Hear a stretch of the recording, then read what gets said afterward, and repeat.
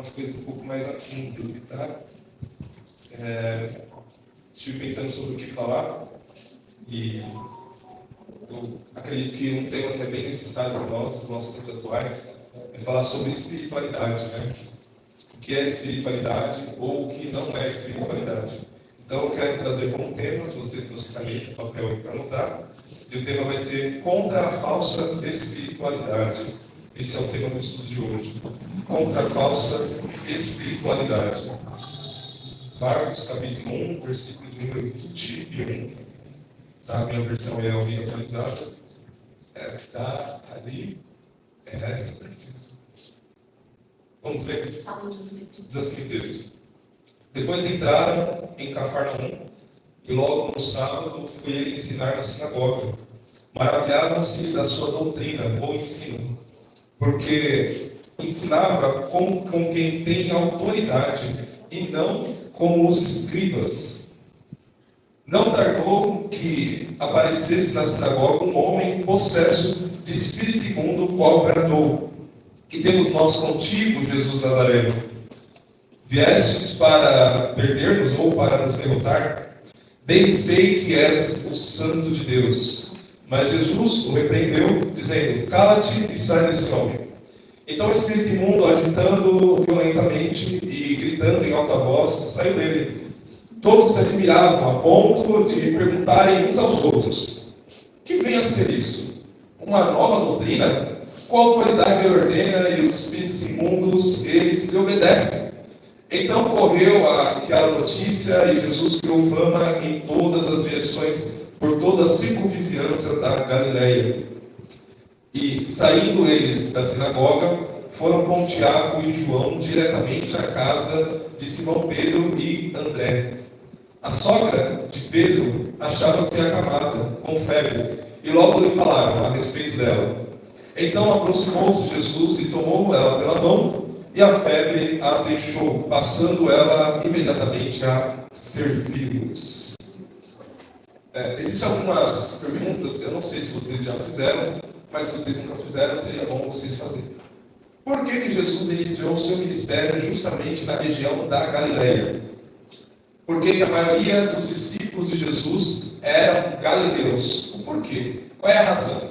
O ambiente mais popular, o ambiente mais propício para o Messias aparecer, para que todos acreditassem nele, era Jerusalém, a capital de Israel. Por que ele decidiu iniciar o seu ministério justamente na Galileia? E por que ele chamou a maioria dos seus discípulos pessoas que eram também galileus? Você já fez essa pergunta, sim ou não? Nunca fizeram, né? Eu tenho vocês fizeram a cara de dúvida, nunca fizeram. Tá bom. Tá valendo. Mas entenda uma coisa, a Galileia era muito significativa nos tempos de Jesus. Por quê? A Galileia era um ambiente em Israel, no norte de Israel, onde tinha uma população judaica, mas também havia uma população que não era judeu. Era uma população de gregos e romanos. Portanto, era uma mistura de pessoas, uma mistura cultural, uma mistura de mentes que pensavam diferente. Para vocês terem noção, na Galileia, eles falavam 3 línguas: aramaico, hebraico e também grego. Aqueles que eram judeus mais pobres falavam aramaico, aqueles que eram da elite judaica, que frequentava com bastante frequência a sinagoga, falavam hebraico, e aqueles que não eram judeus, eram gentios, falavam grego.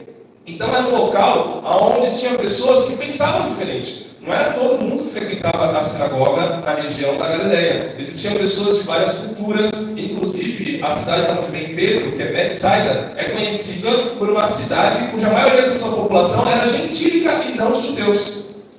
Isso aconteceu por causa do período de helenização. Veio o imperador Alexandre o Grande e trouxe a cultura grega para Israel. Então, veja bem, era um local significativo porque tinha pessoas diferentes. Se você fosse em Jerusalém, você ia encontrar ali 90% da população judeus, mas na Galileia havia uma mistura cultural, havia uma mistura de pessoas, havia ali pessoas diferentes.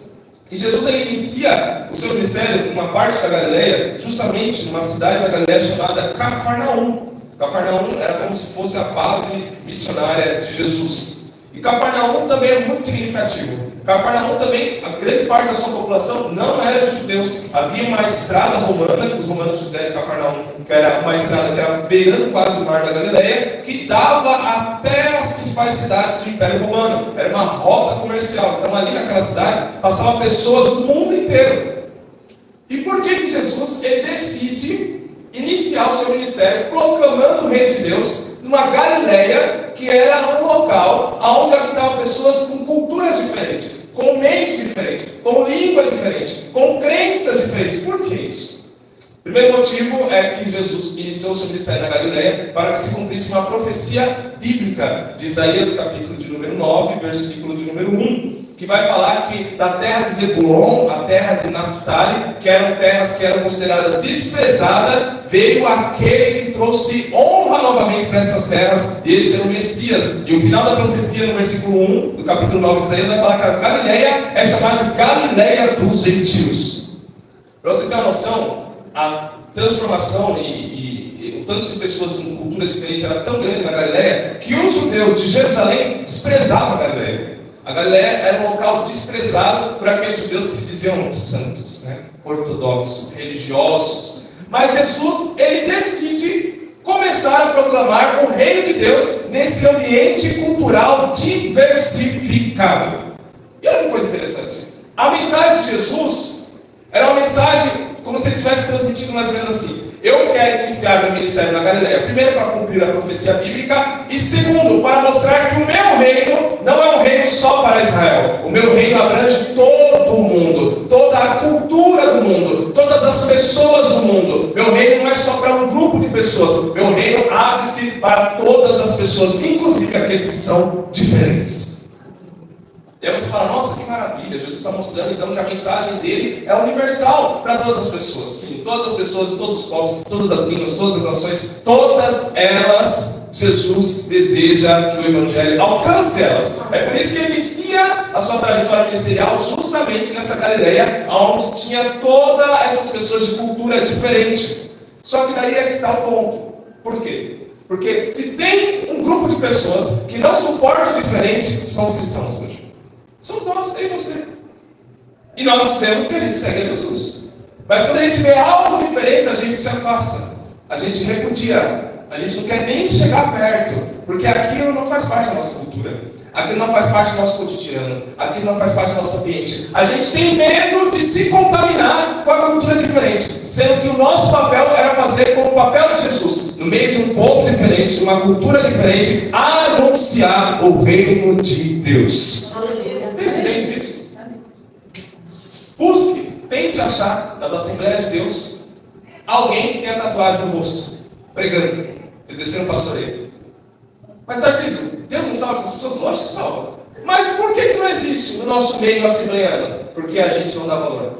Se converter, a gente deixa no máximo no estacionamento. Nunca vai consagrar um cara que tem tatuagem no rosto. Por quê? Porque a gente é religioso. A gente tem uma espiritualidade que não é a espiritualidade que Jesus nos ensinou. Jesus, ele começou no ambiente onde tinha pessoas de cultura diferente, mas no meio desse ambiente onde tinha pessoas de cultura diferente, ele anunciou o reino de Deus e promoveu transformação cultural. Essa é a verdadeira espiritualidade. É isso que ele espera de nós. Vocês entendem isso, sim ou não? Sim. Só que nós, inclusive, a gente gosta, a gente odeia tanto diferente, mas tanto, que no meio de um lugar, onde está todo mundo vestido com uma roupa, com uma veste, terno e gravata, camisa social, se chega um rapaz de boné, com um Nike SB no pé, uma calça larga, SB eu forcei, né? Uma calça larga, todo mundo vai fazer assim, ó. E vai olhar para aquela pessoa como se aquela pessoa não fosse crente. Se duvidar, o pregador ainda vai olhar para ela e vai falar: você quer aceitar Jesus? Tamanho é o nosso preconceito com pessoas diferentes. E muitas vezes esse cara é crente, serve a Jesus. Mas porque ele está vestido diferente, a gente já olha ele com um olhar de preconceito. Sabe o que isso mostra? Isso mostra que a nossa espiritualidade muitas vezes é falsa. Não tem nada a ver com a espiritualidade que Jesus nos mostra e nos chama para proclamar a verdade do Evangelho. E nós precisamos refletir sobre isso. Por quê? Se você estiver com uma espiritualidade falsa, você vai ver um evangelho falso e você, no final, ainda vai acabar frustrado. Só que, olha que interessante. O versículo 21 vai falar que Jesus ele entra em Cafarnaum. E logo no sábado, ele sendo judeu, ele vai na sinagoga. Apesar de Jesus estar num ambiente que tem pessoas de várias culturas, de várias mentalidades, em várias línguas, ele cumpre o seu ritual como judeu. Ele vai numa sinagoga, que era costumeira dos judeus, e na sinagoga no dia de sábado. Quando ele chega lá na sinagoga, olha o que vai dizer o versículo 22. Ele começa a ensinar. E as pessoas ouvem Jesus ensinar, e a Bíblia vai dizer que eles se maravilharam da sua doutrina, se maravilharam dos ensinos de Jesus, a ponto de dizer assim, ele ensina com autoridade, não com os escribas. Repare que eles pegam agora e colocam Jesus em comparação com os outros mestres que ensinavam na sinagoga. E eles falam assim, o ensino desse homem é diferente. Esse homem ensina com autoridade. Se fosse usar a nossa linguagem, ele ia falar, esse homem tem graça, esse homem tem poder de Deus na vida. Só que olhe bem o versículo 27. O mesmo povo que se maravilha com o ensino de Jesus é o mesmo povo que faz esse questionamento. O que é isso? Que nova doutrina é essa? O mesmo povo que está ouvindo o Messias, o Filho de Deus, anunciar o Evangelho, ensinar a palavra de Deus, era o mesmo povo que se maravilhava, mas era o mesmo povo que não entendia quem ele era. Você entende? Sabe o que é isso? Falsa religiosidade. Se maravilha por ouvir a palavra de Deus, mas não consegue compreender nada. Não entra no coração, não transforma a mente. Ouve, e nós somos uma geração que mais ouve a pregação da palavra de Deus. Você ouve no Spotify, você ouve no YouTube, você ouve no Instagram, você ouve em tudo quanto é plataforma de streaming. Mas por que a gente não gera frutos? É porque a gente ouve, se maravilha, como esse povo se maravilhava, mas no final a gente não entende quem ele é. A gente não sabe quem que a gente está ouvindo. A gente não entende o evangelho que ele está transmitindo. O povo, ao invés de se alegrar porque o Messias estava anunciando para eles a vinda do reino de Deus, o povo se maravilha, mas no final não faz efeito nenhum. Porque eles olham para eles e eles ficam só entusiasmados. Nossa, ele fala diferente. Ele é melhor do que os escribas. Mas a mente do povo, ele é só mais um ensinador que está passando pela sinagoga de Cafarnaum. Vocês entendem isso? Jesus, ele pode ser o salvador da sua vida. Ou ele pode ser só mais um que você ouve, não entende, não dá bola e continua vivendo a sua vida depois de ouvir mesmo a sua santa e poderosa palavra. Existem milhares de pessoas assim. E eu sou muito observador. Quando eu ensino sobre um assunto. E eu fico observando depois. Passa um dia, 2 dias, 1 mês, 2 meses. O pessoal acha que eu esqueci, mas está aqui, ó. E eu vejo a pessoa fazer tudo errado. A mesma pessoa chegou em mim e falou, Tarcísio, que palavra! Meu Deus do céu, falou muito comigo, meu coração, nossa, eu senti aquecida por Jesus quando você falou. É a mesma pessoa que eu observo 2 meses depois errar tudo aquilo que eu ensinei. Aí você fala, a pessoa se maravilhou, a pessoa ficou entusiasmada, mas ela não entendeu a mensagem do Evangelho. O coração dela não abriu para receber a mensagem e praticar a mensagem. Essa pessoa era como essas pessoas aqui da sinagoga de Cafarnaum, se maravilharam da doutrina de Jesus, mas no final perguntaram, quem é esse cara aí? Que doutrina é essa? Como? Com que autoridade ele faz isso? Ele fala e os demônios se submetem? Quem é esse cara? Jesus era só mais um, era um desconhecido para esse público. Só que tem uma coisa que me choca mais ainda. Por quê? Por que eles diferenciaram o ensino de Jesus dos ensinos dos escribas? Os ensinos dos escribas, a autoridade dos escribas era pautada nas suas tradições, eles chamavam de tradição oral. Era como se fosse um comentário bíblico do Antigo Testamento, que eles acreditavam que esse comentário era inspirado por Deus. Então, quando eles falavam das Escrituras, que era o Antigo Testamento, eles falavam e eles citavam esses comentários desses rabinos antigos que eles chamavam de tradição oral. Então, veja bem, eles interpretavam as Escrituras pela sua ancestralidade, eles interpretavam as Escrituras através das suas tradições. O que trazia também a autoridade dos escribas eram as suas vestes.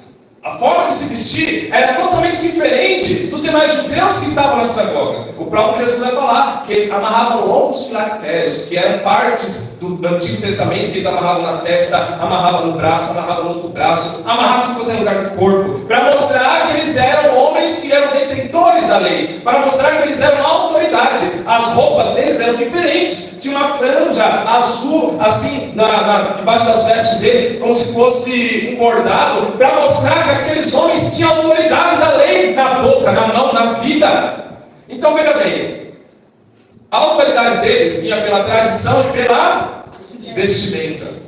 Você consegue identificar alguma coisa? Não? Consegue identificar? Tradição e vestimenta. Detalhe, eles acrescentavam coisas à Bíblia.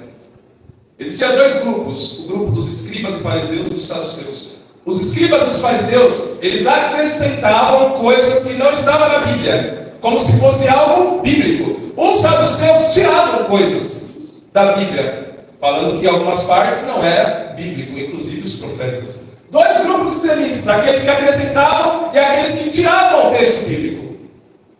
E esses dois grupos Jesus chamou de hipócritas. Esses dois grupos seguiam tradições humanas. Esses dois grupos, a autoridade deles estava no que era visível, estava na sua vestimenta. Se fosse trazer para os dias de hoje, estava no seu terno. A autoridade deles estava na sua gravata. A autoridade deles estava, eu sou assembleiano desde berço, eu falo língua estranha. Era essa a autoridade deles. E era uma autoridade totalmente falsa. Era uma espiritualidade totalmente falsa. Mas por que eles diferenciavam a autoridade de Jesus da autoridade dos escribas? Porque a autoridade de Jesus estava pautada na Bíblia e no fato de que ele era filho de Deus. Bíblia. Jesus chegava na sinagoga, ele não tinha veste de escriba, ele não tinha franja ao redor da sua saia, ele não tinha também os ensinos das tradições orais, mas ele tinha o poder do Espírito Santo na vida e ele falava acerca das Escrituras. É onde a gente diferencia a falsa espiritualidade da verdadeira espiritualidade. A verdadeira espiritualidade não precisa acrescentar e nem tirar nada da palavra. A verdadeira espiritualidade ela fica somente com a palavra. A verdadeira espiritualidade não está ligando tanto se a pessoa está de terno e gravata ou se ela está com uma camisa comum. A verdadeira espiritualidade quer saber se a mensagem que está sendo falada é a mensagem do Deus vivo, fiel às Escrituras. Essa é a verdadeira espiritualidade. Eu já fui barrado porque eu tinha barba. E as pessoas se dizem espirituais. Isso é espiritualidade de escriba e fariseu, que é pautada na aparência, para seguir uma tradição. E olha o que vai acontecer quando se tem uma falsa espiritualidade no ambiente de culto. Eles estavam em um lugar aqui específico chamado sinagoga. Repita comigo, sinagoga. Sinagoga era o ambiente de culto da época. Tá? Eu sei que as pessoas elas usam o símbolo do templo para falar sobre o local de culto da igreja, mas isso não tem nada a ver, tá? Porque o templo é o lugar onde Deus habitava, e Deus não habita nesse lugar aqui não, tá? Deus habita em você. Tá? Então isso daqui, a melhor forma de ilustrar é como se fosse uma sinagoga, um local de culto, onde eles adoravam a Deus e também ouviam a mensagem da palavra de Deus. Então, veja bem, eles estavam no local de culto, em uma sinagoga. Só que até o momento em que Jesus se levanta para ensinar, existia um demônio dentro do ambiente de culto que estava totalmente acoplado lá. Ele estava confortável. Até o momento que Jesus pega para começar a ensinar, o demônio estava dentro da sinagoga e ele estava totalmente confortável. Ninguém incomodava ele. Por quê? Sabe por quê? Porque a falsa espiritualidade cria no ambiente de culto um ambiente confortável para os demônios. Misericórdia mesmo. Pode dar mais misericórdia aí. Mas essa é a realidade. A falsa espiritualidade cria um ambiente favorável para os demônios. Porque na onde não tem o Evangelho, na onde não tem a boa palavra de Deus pregada, é um ambiente favorável para demônios. Por mais que as pessoas estejam no ambiente de culto, com até uma boa intenção de adorar a Deus, mas se não tem Evangelho, se não tem palavra, se só tem espiritualidade através de tradição, se só tem espiritualidade através da vestimenta, é um ambiente favorável para demônios se sentir confortável. E o demônio estava lá naquele cara. Até o momento em que Jesus assume o púlpito da sinagoga e começa a falar e a ensinar acerca da palavra de Deus. Ele só se manifesta depois da explanação da palavra de Deus. Ele só se mostra depois da explanação da palavra de Deus. Ao mesmo tempo que a falsa espiritualidade cria um ambiente favorável para os demônios, ao mesmo tempo a verdadeira espiritualidade cria um ambiente de luz, de glória, de poder de Deus. É por isso que o salmista fala: é luz para o meu caminho, a palavra de Deus. Dá santidade para o ambiente. E é neste momento que os espíritos imundos, que são os nossos maiores adversários, eles não aguentam, ou eles se manifestam e saem, ou então ele sai calado mesmo. Vocês entendem isso? E eu vejo crentes dizendo assim, como se fosse espiritualidade: nunca mais eu tive um demônio se manifestar na igreja. Como se isso fosse alguma coisa relacionada à espiritualidade. Mas os demônios não têm que estar na igreja. Eles não podem suportar a pregação da palavra de Deus. eles têm que estar fora mesmo. Se eles estiverem, eles estão camuflados. Se estiver camuflado, é porque o ambiente é favorável, confortável para ele. É sinal de falsa espiritualidade. Vocês estão compreendendo, sim ou não? Só que, olha que coisa interessante. Os demônios, quando eles se manifestam, versículo 24, eles se manifestam dizendo duas coisas interessantes. Primeira coisa, eles dizem assim, olha, Jesus Nazareno, vieste para nos derrotar. Eles já sabem o seu fim. Aí ele vai dizer, vieste para perder-nos, né? Mas aí a expressão também é derrotar, tá? É que a Almeida atualizada tem essas pérolas. Mas aí a melhor expressão para você entender é, vieste-nos para nos derrotar. Eles já sabem disso. Eles já sabem qual é o seu fim. E eles já sabem que quando Cristo vem, com o poder do Espírito Santo, explanando a palavra de Deus, eles não têm como lutar. Eles já têm como certo e decretado a sua derrota. Porque se tem uma coisa que os demônios têm medo e tremem e estremecem, é de um cristão que tem uma verdadeira espiritualidade e que é fiel à palavra de Deus. Glória a Deus. Primeira coisa, eles já decretam a sua derrota. Segunda coisa, eles falam exatamente quem Jesus é. Eles dizem assim, ó, bem sei que és o Santo de Deus. E é Jesus mesmo, o Santo de Deus. Repare que as pessoas ouvem o ensino de Jesus, não conseguem entender, não conseguem discernir, a ponto de dizer assim, ó, que é isso daí? Que doutrina é essa? Ele fala, os demônios se submetem, mas os demônios conheciam Jesus. Meu Deus. Aí eu digo, a falsa espiritualidade faz com que as pessoas tenham menos conhecimento de Jesus do que os demônios. Você imaginou um negócio desse? Os demônios conhecem mais a Jesus do que a gente. Isso é uma vergonha.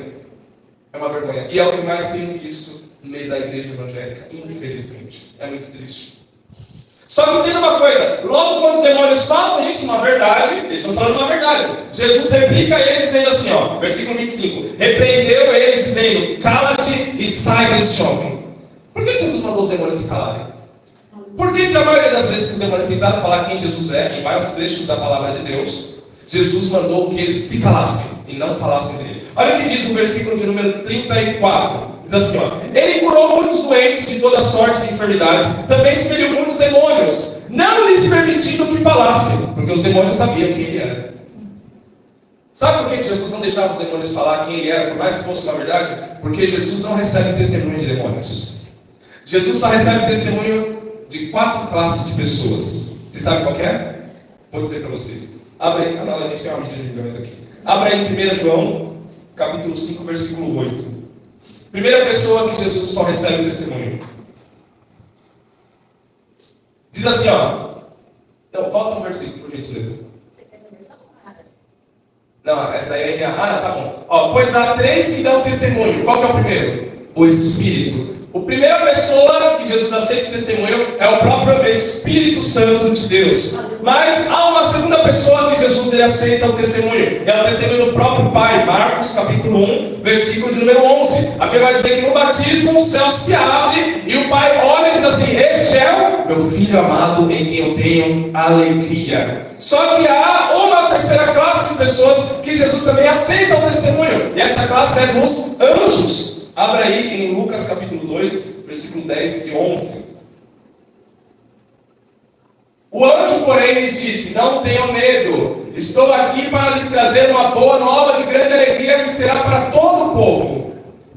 É que hoje na cidade de Davi lhes nasceu o Salvador, que é o Cristo, o Senhor. Os anjos estavam testificando do nascimento de Jesus. Então nós temos aqui 3 classes de pessoas que podem testificar de Jesus. O Espírito, o Pai, os anjos. E a quarta classe?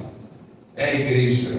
Atos 1:8, Jesus diz assim, ó, eis que vos darei poder para serem minhas testemunhas.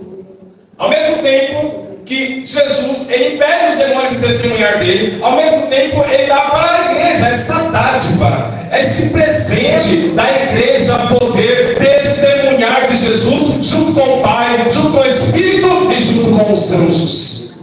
Olha o privilégio, não dá para pensar? Olha o privilégio, os demônios não podem. Quando tentaram, ele falou, cala-te, mas a igreja pode testemunhar de Jesus. A igreja pode falar, eu sou dele e ele é meu, como diz Cantares de Salomão. A igreja pode falar que está nele e ele está nela. A igreja pode se aproximar de Jesus e adorar, e ele aceita a nossa nossa adoração, porque Ele aceita o nosso testemunho. Glória a Deus. Jesus nem dialoga com os demônios, né? É engraçado, né? Porque tem uns ali que se dizem espirituais e querem conversar com os demônios, né? Mas Jesus, que é o exemplo verdadeiro de espiritualidade, ele não dialoga. Ele repreende e manda sair. Só que, olha o que vai acontecer logo depois. Acontece tudo isso dentro da sinagoga, certo?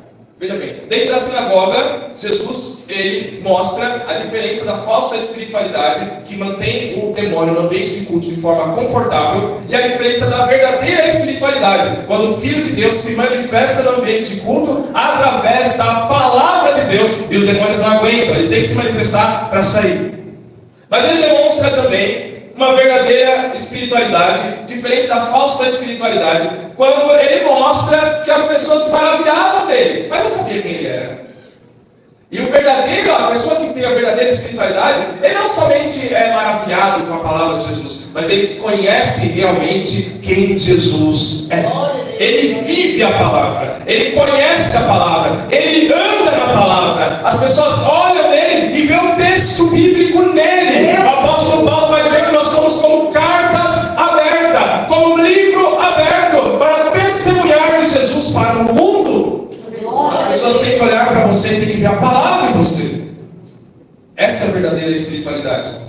Mas ele mostra também que a verdadeira espiritualidade é aqueles que podem e devem testemunhar do seu nome, ou seja, a igreja qual ele lavou e remiu no seu sangue. Só que agora Jesus ele vai fazer algo que aí pega no nosso calcanhar de Aquiles. Por quê? Porque agora ele vai sair do ambiente de culto. Ele vai sair da sinagoga. E ele vai se dirigir para a casa de Pedro, em Cafarnaum.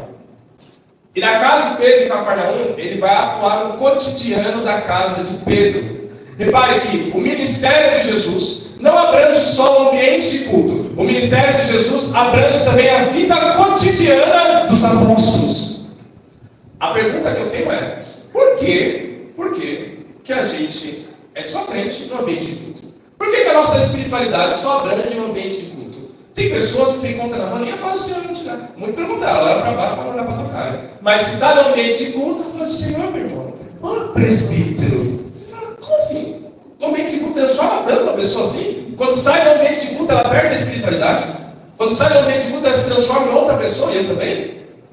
Só que a espiritualidade de Jesus acontece no ambiente de culto na sinagoga, mas transcende o ambiente de culto. Ele também atua de forma espiritual no dia a dia dos apóstolos. E é isso que a igreja brasileira precisa. É isso que eu e você precisamos. Nós precisamos entender que se o nosso evangelho ele só é praticado no ambiente de culto, nós estamos praticando, na verdade, uma falsa espiritualidade. Mas se o nosso evangelho transcende o ambiente de culto e vai no dia a dia das pessoas, como foi o evangelho de Jesus, no dia a dia da vida dos apóstolos, aí sim, nós estaremos vivendo, segundo a imagem e semelhança de Jesus, uma verdadeira espiritualidade. Só que olha que interessante. Quando Jesus entra na casa da sogra de Pedro, primeiro acontece algo aqui extraordinário que o texto nos mostra. Pedro, ele era casado, ele tinha uma sogra, e provavelmente a sua sogra era viúva, por isso que morava na mesma casa que Pedro. E Pedro, ele cuida da sogra. Pedro, ele honra a sogra. Para quem não gosta de sogra, isso daqui é um problema, né? Pedro, ele cuida da sogra. Ele honra a sua sogra, porque ele recebeu a sua sogra na sua casa. E a expressão do texto aqui é que ela não estava de passagem na casa de Pedro, ela morava, literalmente, na casa de Pedro. Só que quando ela adoece, ela está com uma tremenda febre, o texto vai dizer, no versículo 30, que logo falaram a respeito dela para Jesus. Ou seja, Pedro, André, Tiago e João intercederam pela sogra de Pedro. Repare que a espiritualidade deles não estava só voltada à sinagoga. Eles saíram da sinagoga, chegaram no local cotidiano deles, viram uma necessidade e chamaram Jesus para essa necessidade. Vocês entendem isso? É uma espiritualidade que você vive ela no dia a dia. Está contigo, aonde você vai. Aonde você vai, a sua espiritualidade é demonstrada. Aonde você vai, o Espírito Santo é manifesto através da sua vida. É uma espiritualidade que transcende o ambiente de culto. Quem aqui nunca viu um crente com um microfone na mão era poderoso, aí tu viu ele na rua e fala, ih rapaz, tem um lá na sede que mandar a saudação. Aí uma vez eu passando de carro, olhei o cara ligando, não nega. E ele nem viu, eu passei 20 meu cartão, eu olhei assim, No ponto aí, meus irmãos, a parte mais lá, mano, eu só que a vida é o seguinte, irmão. Era desse jeito. Eu olhei e falei, meu Deus, cadê o cara aqui no Portugal, lá da Júlia? Onde está a espiritualidade desse cara? Ele não entendeu que a espiritualidade de Jesus transcende o ambiente de culto. Se você é crente de sinagoga, você é no máximo um fariseu. Se você é crente de sinagoga, você é no máximo um espírita. Ou um espírita não, um escriba. Pode ser um espírita também, né? Porque o espírita também, a espiritualidade do espírita só é quando ele está ali no ambiente onde ele recebe os passes. Mas se você realmente é um crente que sai da sinagoga, sai do culto, sai do ambiente de adoração e vai para o seu cotidiano, levando também o poder de Deus, aí você é semelhante a Jesus. Só que olha o que vai acontecer. Logo depois que Jesus ele cura a sogra de Pedro, e ele cura a sogra de Pedro com um toque. Ele toma ela pela mão, a febre o deixa, logo em seguida ela se levanta para servir. Entenda uma coisa. Primeiro, duas coisas. Primeira coisa é, todos os milagres que Jesus fez foi a favor do outro. Jesus nunca fez um milagre a favor de si mesmo. Primeira coisa. A maioria das nossas experiências espirituais são experiências espirituais que diz respeito a nós, na nossa individualidade. E não diz respeito à manifestação de Deus em nós para beneficiar o outro.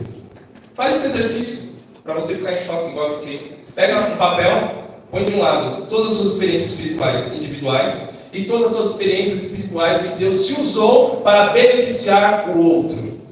Se essa parte estiver muito maior, você é só um religioso.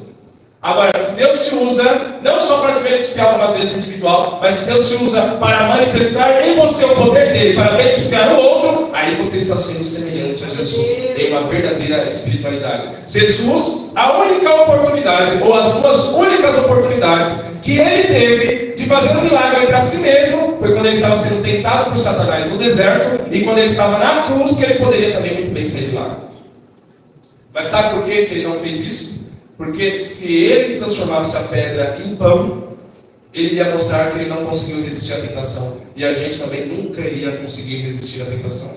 Se ele saísse da cruz, nós nunca iríamos também ser salvos através do sacrifício do seu sangue. Mas ele decidiu não beneficiar a si mesmo para beneficiar eu e você. É por isso que nós estamos aqui. A verdadeira espiritualidade é quando o poder de Deus se manifesta em você, não para beneficiar você mesmo, mas para que através de você beneficie pessoas, o outro, o próximo, as pessoas que estão no seu dia a dia. Só que veja bem, logo depois que Jesus cura a mulher, cura a sogra de Pedro, isso é cristianismo, vocês sabem disso, ela se levanta e começa a servir. Os milagres que Jesus faz na nossa vida não é para nos deixar ociosos. Não é para nos deixar acomodados, é para que a gente se desperte em gratidão e comece a servir. E ela serviu não só Jesus, mas serviu todos que estavam ali naquele ambiente da casa. Repare que ela foi curada não para servir no ambiente de culto, ela foi curada para servir no ambiente cotidiano. Era o ambiente de lar dela, era o ambiente cotidiano dela. A gente tem essa separação platônica, né? Entre o que é sagrado e aquilo que é profano. E aí as pessoas usam aquele versículo, meu Deus, eles esculhambam o Antigo Testamento, né? Guarde os seus pés quando entrares na casa do Senhor seu Deus. Mas o texto ali está falando do templo. Não está falando do ambiente de culto. Está falando do templo. Você que é o templo. Então você deve guardar a sua língua agora, não é mais de pé. É a língua que Tiago diz que é o menor dos órgãos, mas é o que pode inflamar todo o corpo. É a língua que você deve guardar. É a sua consciência que você deve guardar. Em qualquer ambiente onde você esteja. Porque Deus, Ele transcende o ambiente de culto. Ele está em todos os ambientes. Tem muita gente que tem muita reverência no púlpito. Tem muita reverência na oração da igreja. Mas fora da igreja, ela anda com socarrice. Palavras torpes, sabe o que significa palavra torpe? Palavra podre. A boca dela é podre. A palavra que sai da boca dela não serve para edificação. Mas no ambiente de culto, ó Senhor meu Deus Todo-Poderoso, espiritualidade de sinagoga, coisa de fariseu. Falsa espiritualidade. Mas o apóstolo Paulo nos orienta na carta aos Efésios, no capítulo de número 4. Ele fala assim, não seja o seu linguajar de torpe ganância. Querendo ganhar alguma coisa em troca usando palavras podres, palavras mundanas, palavras que sujam não somente a sua língua, mas a sua mente, o seu coração, a sua alma e o seu espírito. não use, mas tenha um linguajar santo. Ele inclusive nos orienta na carta aos Filipenses a nós também vigiarmos aquilo que nós pensamos. Ele diz assim, tudo aquilo que é puro, tudo aquilo que é santo, tudo aquilo que é bom, tudo aquilo que é de boa obra, nisso vocês devem pensar. Paulo está dizendo, a sua língua deve ser santa, a sua mente deve ser santa, porque o ambiente onde Deus se manifesta transcende o ambiente de culto. Se a sua espiritualidade é só aqui no culto, você é fariseu. Não tem como. Consigo entender isso, sim ou não? Eu quero que nós venhamos ser santos e testemunhas de Jesus no mundo. Testemunhar na igreja, qualquer um testemunha. Até um drogado, se você pega ele sem droga, você dá o Salmo 23 para ele ler, vocês vão ter como crente.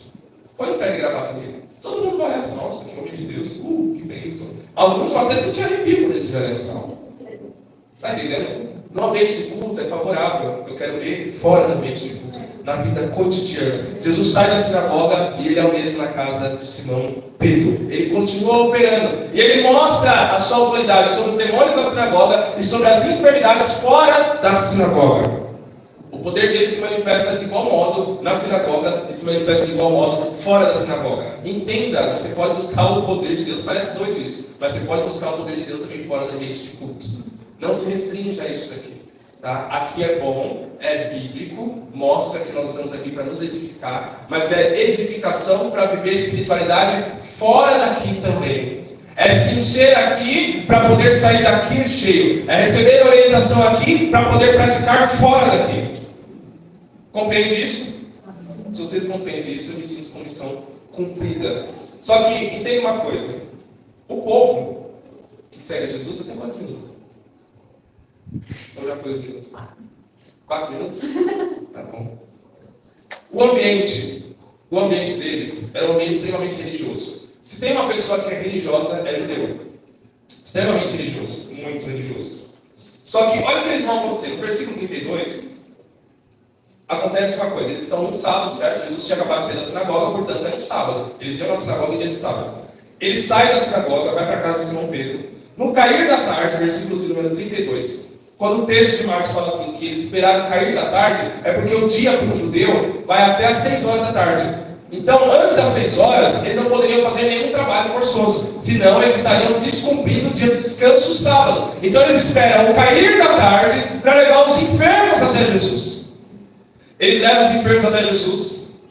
Jesus cura os enfermos e toda a cidade vem até a porta. Só que olha como que é esquisito isso. Por quê? Porque eles levando os enfermos, eles estavam fazendo o quê? Um benefício, sim ou não?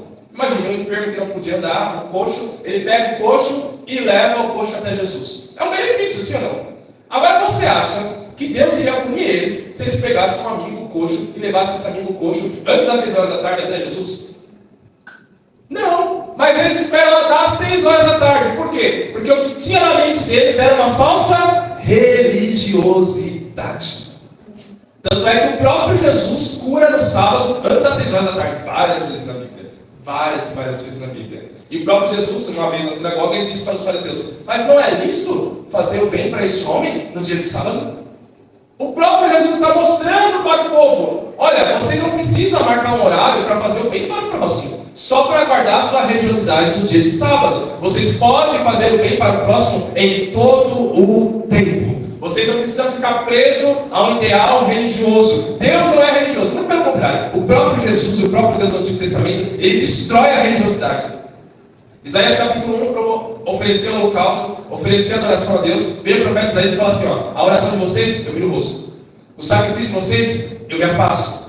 Capítulo número 58 de Isaías, Deus vai falar para eles assim: olha, vocês sabem o que é o verdadeiro jejum? O verdadeiro jejum não é ficar sem comer. O verdadeiro jejum é você libertar os cativos. O verdadeiro jejum é você dar comida aos pobres. O verdadeiro jejum é você cuidar da viúva. O verdadeiro jejum é você cuidar do órfão. Este é o verdadeiro jejum. Em toda a Bíblia, Deus combate a falsa espiritualidade. Porque a falsa espiritualidade, a consciência da pessoa, ela está perto de Deus, mas o espírito, ela está totalmente distante de Deus.